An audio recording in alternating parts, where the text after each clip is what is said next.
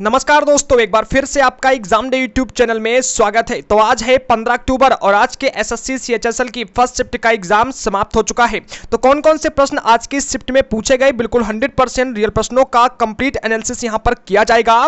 साथ में अगर आप एग्जाम को देने के लिए जाने वाले हो तो कौन कौन से प्रश्न आपके लिए इंपॉर्टेंट हो सकते हैं, इसकी भी कंप्लीट जानकारी आपको मिलेगी ताकि आप आने वाले एग्जाम में अच्छा स्कोर कर सको। तो इसलिए वीडियो को कंप्लीट लास्ट तक जरूर देखिए। अगर वीडियो पसंद आए तो वीडियो को एक लाइक कीजिए, चैनल को सब्सक्राइब कीजिए ताकि आप तक ऐसी ही इंपॉर्टेंट इंफॉर्मेशन सबसे पहले पहुंचती रहे। चलिए आज का वीडियो हम स्टार्ट करते हैं। चलिए बात करते हैं पहले प्रश्न के बारे में। तो दोस्तों यहां पर बहुत सारे बच्चों ने आज की शिफ्ट का हमारे पास प्रश्न भेजे हैं। तो इनमें से एक प्रश्न पूछा गया कि एक त्रिभुज के कोणों का अनुपात 1:2:1 है, तो त्रिभुज की भुजाओं का अनुपात क्या होगा, यह पूछा गया। और ऐसे प्रश्न दोस्तों आपके लिए इंपॉर्टेंट साबित होंगे मैथ में। देखिए इस प्रश्न को कैसे सॉल्व करना है। सबसे पहले तो यहां पर एक त्रिभुज है जिसके कोणों का अनुपात आपको ये दिया जा रहा है। तो अगर आपको ऐसा सवाल दिया जाए तो इसका अगर रेशियो आप ध्यान से देखोगे तो आपके दिमाग में एक ऐसा त्रिभुज आएगा। दोस्तों यहां पर हम आपको बता देते हैं, ध्यानपूर्वक देखिए। तो आपके दिमाग में एक ऐसा त्रिभुज आएगा जिसका ये कोण 90 डिग्री होगा, ये 45 डिग्री होगा और ये वाला भी 45 डिग्री होगा। अब अगर इनका यहां पर हम जो कोण है, अब कोण अगर इनका आप देखोगे तो बिल्कुल वही रेशियो बनेगा। ये आपका 1 बन गया 1 रेशियो का, ये भी आपका 1 रेशियो का बन गया और ये आपका डबल 90 डिग्री बन गया। यानी कि हमारा जो ट्रायंगल होगा ये 45 डिग्री एंड 90 डिग्री समकोण त्रिभुज बनेगा। ठीक है, इसके बाद दोस्तों अब यहां पर देखना आप कि अब इनका सबसे पहले तो हमें भुजाएं ज्ञात करनी है। तो ये हमारा हो गया x, इसको भी हमने x मान लिया। तो हाइपोटेनस हमारा ये क्या बन गया यहां पर। अब हमें पाइथागोरस लगाकर इस साइड, ये वाली साइड निकाल लेनी है। जब आप इस साइड को निकालोगे तो देखिए आपका लगभग यहां पर आ जाएगा √2x। ठीक है, कुछ ऐसा यहां पर साइड आ जाएगा। अब देखिए आपकी साइड तीनों बनेगी, एक x अनुपात √2x अनुपात x। ठीक है, अब अगर देखें तो ये x यहां से हट जाएंगे, यानी कि 1√2 अनुपात यहां पर और इसका भी 1। तो यानी कि आपका आंसर यहां पर निकल कर आएगा 1:2 अनुपात 1। ठीक है, तो ये इनकी भुजाओं का अनुपात होगा। इसे आप देख लीजिए, ऐसे प्रश्न इंपॉर्टेंट होते हैं। अगला प्रश्न एक यहां पर पूछा गया कि a + b = 27। आपको बता दी कि ऐसे प्रश्न आपको 100% पूछा जा रहा है, तो ऐसे प्रश्न तैयार जरूर कर लीजिएगा। जितनी भी शिफ्ट हुई है सभी शिफ्ट में ये प्रश्न आपको जरूर देखने को ऐसा मिल जाएगा। a + b = 27, a³ + b³ = 5427। तो ab बराबर यहां पर ज्ञात करना है। इन तीनों में से कोई भी वैल्यू पूछी जा सकती है। अब देखिए जब आपको ये दिमाग में आपको लगे तो आपको सिंपली एक फॉर्मूला याद रखना है। या तो फॉर्मूला याद रखना है a - b का होल क्यूब वाला, अगर यहां पर वैल्यू अलग अलग दी गई हो, या फिर आपको याद रखना है a + b का होल क्यूब। ये वाले फॉर्मूले याद रखने हैं, बस वैल्यू को आपको पुट करना है। तो यहां पर सारी वैल्यू प्लस की दी जा रही है, सारे नंबर्स यहां पर। तो देखिए यहां पर फॉर्मूला हमारा लगेगा a + b का होल स्क्वायर। ठीक है, फॉर्मूला क्या होता है, सॉरी स्क्वायर नहीं, सॉरी क्यूब, यहां पर मैं थोड़ा सा मिस्टेक हो गया है। ठीक है, जो आपको फॉर्मूला याद रखना है वो a + b का होल क्यूब और a - b का होल क्यूब, ये वाले फॉर्मूले याद रखने हैं। तो यहां पर लगेगा a + b का होल क्यूब फॉर्मूला। तो इसका फॉर्मूला क्या होता है, a³ + b³ + 3ab और ब्रैकेट में a + b। सारी वैल्यू को उठाकर पुट कर देना, सिर्फ ab की वैल्यू आपको बचेगी। ठीक है, तो ab की वैल्यू जो होगी वह आपके सामने यहां पर निकल कर आ जाएगी। और देख लेना दोस्तों कि ab की वैल्यू यहां पर क्या निकल के आ रही है। ठीक है, इसके बाद दोस्तों बढ़ते हैं अगले प्रश्न की तरफ। तो यहां पर एक प्रश्न मैथ का पूछा गया, 2x² - 5x - 12 = 0। इसके हमें मूल ज्ञात करने थे। ठीक है, दो घातों वाला है यानी कि इसके दो मूल होंगे। तो दो यहां पर हमें वैल्यू ज्ञात करनी थी। तो देखिए इसके आप फैक्टर करके भी ज्ञात कर सकते हो मूल, फैक्टर नहीं करना तो आप सिंपल मेथड से भी कर सकते हो। ठीक है, तो फैक्टर आप करोगे जब इसके, तो इसके मूल निकल कर आएंगे। एक तो आएगा x = 4 और दूसरा यहां पर x बराबर निकल के आएगा -3/2। तो आपके दो मूल प्राप्त हो गए, पहला 4 और दूसरा -3/2। तो देखिए ये आपका बिल्कुल करेक्ट इसका आंसर होगा। देख लीजिए ऐसा प्रश्न भी आपको हर एक शिफ्ट में पूछा जा रहा है, इंपॉर्टेंट है। फैक्टर मेथड जो है उसको तैयार कर लीजिएगा, अच्छा प्रश्न है ये। एक प्रश्न दोस्तों यहां पर पूछा गया ट्रिग्नोमेट्री का था कि cos x / 1 + sin x + 1 + sin x / cos x। ठीक है, तो ये सवाल थोड़ा सा ट्रिकी है। ठीक है, इसको शॉर्ट फॉर्म से आप कीजिएगा, बहुत ही अच्छा यहां पर बन जाएगा। डायरेक्ट आपको यहां पर इसकी वैल्यू पुट कर देना है। हाँ, तो जब इसको आप सॉल्व करोगे तो आपका जो आंसर करेक्ट है वह निकल कर आएगा 2 sec x। ठीक है, तैयार कर लीजिएगा 2 sec x इसका जो बिल्कुल राइट आंसर होगा।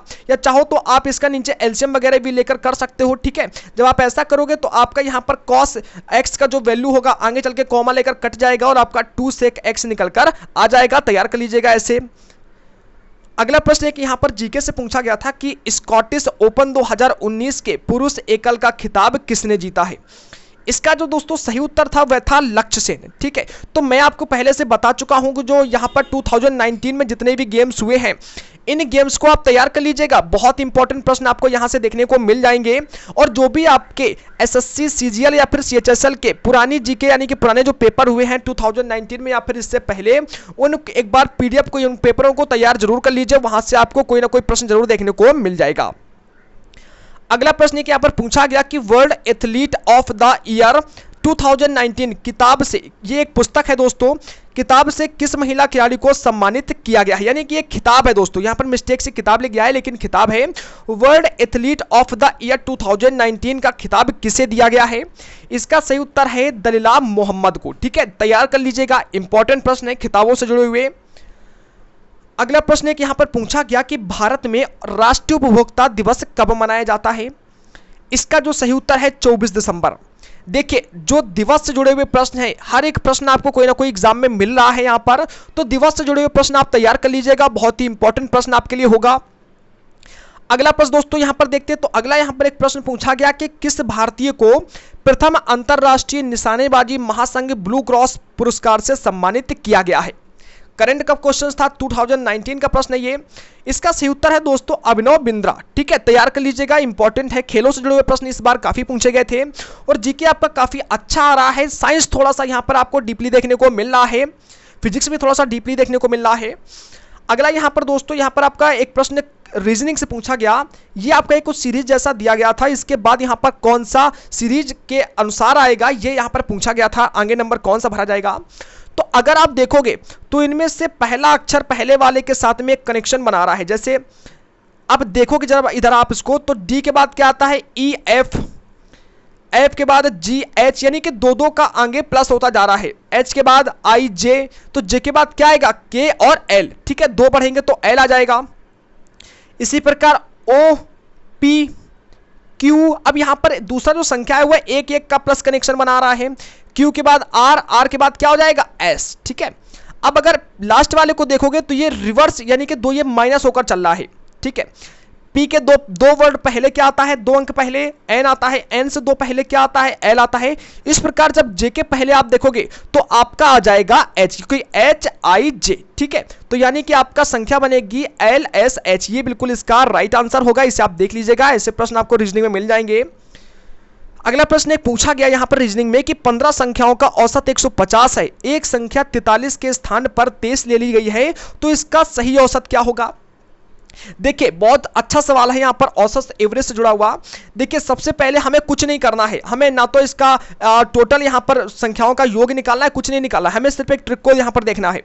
15 संख्याओं का औसत, हमें संख्या भी नहीं बढ़ानी है, क्योंकि संख्या 43 के स्थान पर 43 लेना था लेकिन गलती से 23 ले ली गई है, यानी कि कम ले ली गई है, तो हमारा औसत क्या होगा, बढ़ेगा, क्योंकि हमें संख्या बड़ी लेनी है 43। ठीक है, अब जरा इनका डिफरेंस देखोगे तो 43 और 23 के बीच का जो संख्याओं का डिफरेंस है लगभग 20 का डिफरेंस आ रहा है।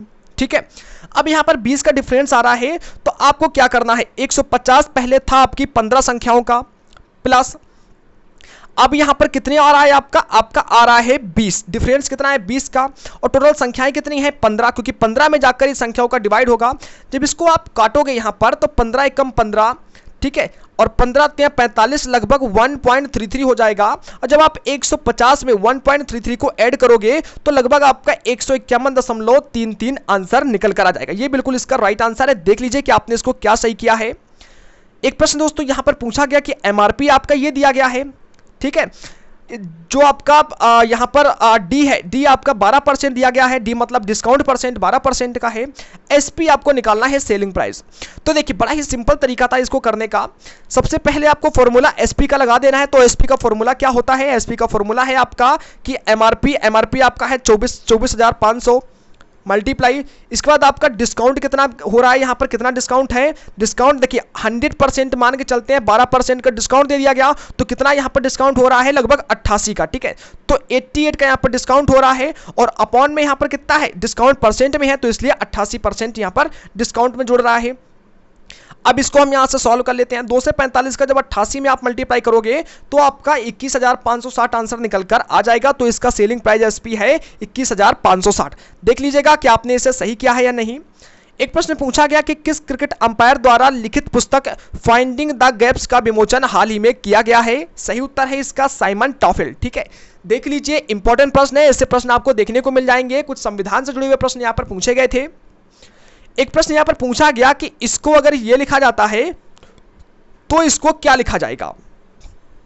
देखिए, आपको पता है कि ऐसे सवालों में एक यहां पर सिस्टम बनता है। सिस्टम मतलब एक कंडीशन बनती है इसके लिए। जैसे आप देखोगे तो एल के बाद क्या आता है? एम आता है। ओ के बाद क्या आता है? पी आता। पहले का पहले के साथ कनेक्शन, इसी प्रकार इनका कनेक्शन होता चला गया है। ठीक है, अब इसी प्रकार हमें एक एक करके इनको आगे बढ़ाना है। तो पी के बाद क्या आता है? क्यू आता है।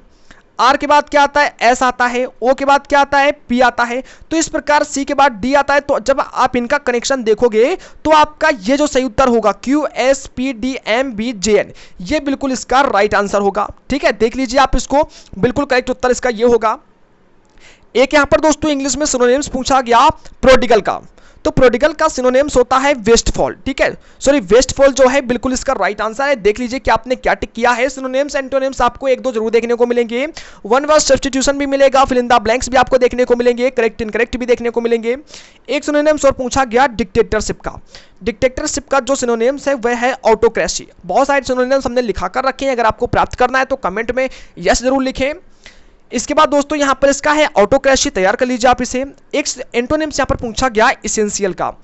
इसेंशियल का जो एंटोनिम्स है वह है लैकोनिक। ठीक है, तैयार कर लीजिए, लैकोनिक इसका बिल्कुल राइट आंसर है। एक दोस्तों एंटोनिम्स और पूछा गया मेथोडिकल का, तो मेथोडिकल का जो यहां पर एंटोनिम्स है उस वह होगा कंसिस्टेंट। ठीक है, कंसिस्टेंट जो है बिल्कुल इसका राइट आंसर है, तैयार कर लीजिए आप इसे।